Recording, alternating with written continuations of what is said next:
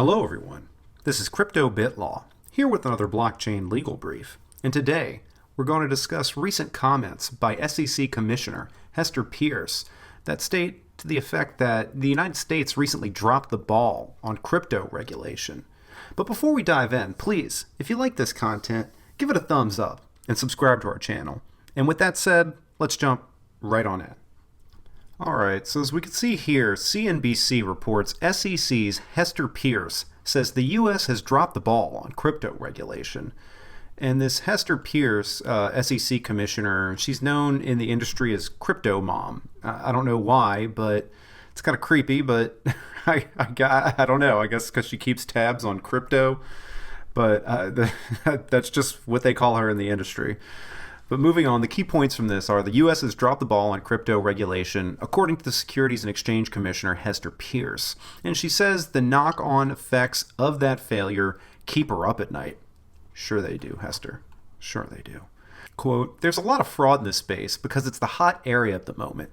The other piece that does concern me is the way that we've sort of dropped the regulatory ball," Peirce told CNBC on the sidelines of the DC Blockchain Summit this week. Quote, "We're not allowing innovation to develop and experimentation to happen in a healthy way, and there are long-term consequences of that failure," Peirce said. They say, the U.S. has dropped the ball on crypto regulation, according to Securities and Exchange Commissioner Hester Peirce. And she says the knock-on effects of that failure keep her up at night. Quote, "There's a lot of fraud in this space because it's the hot area of the moment," Peirce told CNBC on the sidelines of the DC Blockchain Summit this week. "The other piece that does concern me is the way that we sort of dropped the regulatory ball." She continued, "We're not allowing innovation to develop and experimentation to happen in a healthy way, and there are long-term consequences of that failure." The comments come as the crypto market meltdown continues. A broad sell-off in digital assets has erased more than $500 billion from the entire market in the space of a few weeks, thanks, in part, to turmoil in a subset of cryptocurrencies dubbed stablecoins. The name comes from the fact that these digital currencies are specifically designed to be stable, with values pegged to the price of real-world assets, such as commodities like gold, or fiat currencies like the US dollar. The price moves of stablecoins are seldom worth mentioning because they're not supposed to fluctuate much, but the collapse of UST, one of the more popular US dollar-pegged stablecoins, had a contagion effect across the entire cryptocurrency ecosystem. Those shock waves have also lit a fire under lawmakers and regulators. Quote, "We can go after fraud and we can play a more positive role on the innovation side, but we have to get to it. We've got to get working," said Peirce. "I haven't seen us willing to do that work so far." The SEC's job description when it comes to regulating cryptocurrencies is amorphous. Wall Street's top regulator oversees securities, and until recently, it was difficult getting Chair Gary Gensler to pin down which of the more than 19,500 cryptos fall under his jurisdiction, versus the commodity tokens, which would be better left to law enforcers at the Commodity Futures Trading Commission. But in recent testimony before the House Appropriations Committee, Gensler offered some clarity, saying the SEC has jurisdiction, quote, "over probably a vast number of the cryptocurrencies in circulation." The SEC chief also conceded that Bitcoin was maybe not under its purview, which for him were strong words on the subject. Gensler's recent take on Bitcoin's regulatory jurisdiction runs in parallel to ex-SEC Chief Jay Clayton, who previously said that cryptocurrencies are, quote, "replacements for sovereign currencies. And if you replace the dollar, the euro, the yen with Bitcoin, that type of currency is not a security." The SEC has spent the last few months beefing up its roster and broadening its remit with respect to digital asset regulation. In April, Gensler said Wall Street's top regulators plans to register and regulate crypto platforms. And earlier this month, the agency announced it would almost double the staff responsible for protecting investors in cryptocurrency markets, bringing its crypto assets and cyber team up to 50 dedicated positions. Quote, "The crypto exchanges should come in and register. continued Gensler on Capitol Hill last week. Or frankly, we're going to continue to use what Congress has given us in our enforcement and examination functions. Gensler also recently told House lawmakers that rules are, quote, actually quite clear. If you are raising money from the public and the public anticipates a profit based on the efforts of that sponsor, that's a security, according to the SEC chair. Gensler says that differs from a commodity, which both lacks an issuer and also has no public buyer anticipating a return based on the efforts of the single party behind the product. But a lot of participants would welcome more clarity from lawmakers. The SEC's Peirce tells CNBC that while the SEC is already acting using the authority that it has, she thinks it would be helpful if Congress came in and said, SEC, here's the role we think you should be playing. CFTC, here's the role for you. Quote, one could argue that the SEC would be a good regulator of retail exchanges if we decide to have a federal regulator. But again, that's really up to Congress to make that call, continued Peirce, who noted that there's a lot of work to be done within existing authorities since traditional financial institutions want to get involved in crypto. They need regulatory clarity from us in order to do that. Senators Cynthia Lummis, a Republican from Wyoming, and Kristen Gillibrand, a Democrat from New York, are aiming to provide that clarity with a bill that lays out a comprehensive framework for regulating the crypto industry and divvies up oversight among regulators like the SEC and the CFTC. Lummis tells CNBC that they hope this regulatory blueprint for digital assets, quote, hits the sweet spot between regulation that is clear and understood and does not stifle innovation. But until Congress passes some hard and fast rules around how to regulate crypto, the dynamic will remain regulation by enforcement. Since the SEC launched a unit dedicated to crypto asset oversights in 2017, it has brought more than 80 enforcement actions against crypto asset offerings and platforms. The agency's lawsuit against San Francisco-based startup Ripple could be a bellwether court battle.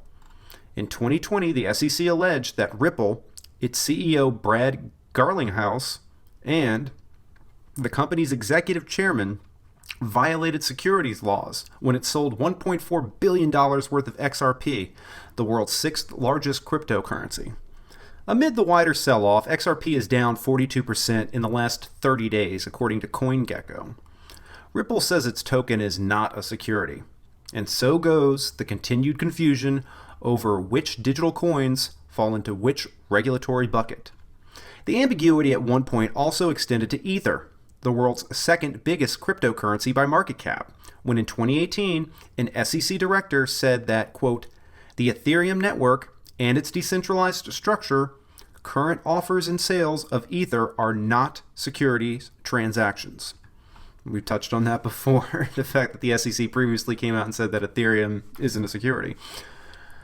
How the Ripple legal battle plays out could be a sign of things to come, and could potentially force the SEC's hand on defining which of the nearly 20,000 crypto tokens fall under its jurisdiction.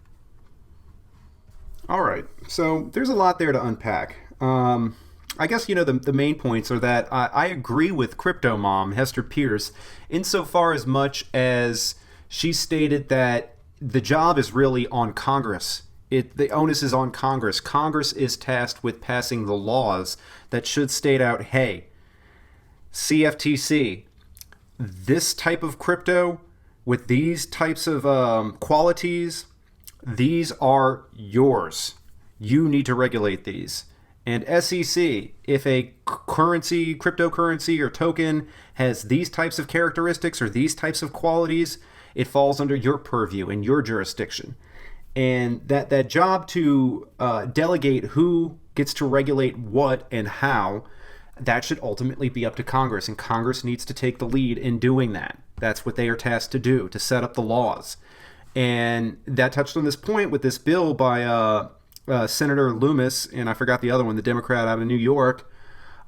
This was the first real actual legitimate shot or actual legitimate attempt at a bill to actually move forward some of this common sense crypto legislation. And they touched on it. You know, you need to draw a balance between actually protecting consumers and not stifling innovation. And I think that a lot of the smart players in this space understand that. And it's good to see, you know, intelligent, educated people and regulators, commissioners talking about that, talking about those sorts of things. And, you know, it also brings up this issue with, you know, Gensler coming out and saying that, hey, you know, there's 19,500 different cryptos, and I think a lot of them are going to fall under our jurisdiction. But now he's getting into this sort of fiefdom battle with the CFTC, where they're kind of trying to flex and peacock over who gets to regulate what and where his fiefdom begins and ends. And so he said it. I mean, until there's actual legit laws on the books, they're going to regulate by enforcement. And so this is going to be a continuing trend and a continuing pattern until Congress actually takes this issue by the reins and passes some sort of common sense, legitimate guidelines with how these different agencies are going to be tasked with regulating this new asset space. And so, you know, I think that this was, we've talked about this a lot on this channel before, how regulation right now, it's up in the air. People, these Congress members, legislators, they need to draw the balance between consumer protection and not stifling innovation.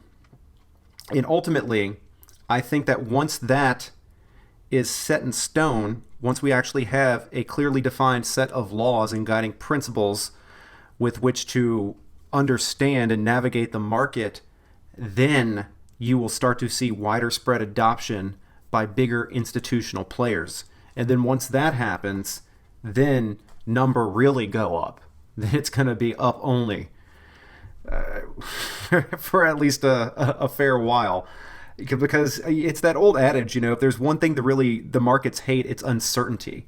The markets would rather have bad news than uncertainty, because at least the markets could price in the bad news, right? It's uncertainty which really makes markets fearful. And I think that a lot of these big institutional players and a lot of the mainstream public in general that are just uneducated in the space, you know, they're really holding off until they see some sort of, you know, formal, legit laws on the books with which they could plan around and develop a strategy about how to best play this asset class with some sort of certainty with how it's going to be treated by the government. And so, I know that was a lot to digest. That was a pretty a lengthy article, and then my nice little diatribe following it. But you know, I mean, we've touched on this issue a whole bunch on this channel, but it's a very hot button topic, you know, and it's like that Ron Paul meme. It's happening. It's all happening now. So we're seeing this play out before our eyes. So I hope you enjoyed this content. If you did, please give it a thumbs up and subscribe to our channel. And with that said, thank you all for watching, and we'll see you all in the next video.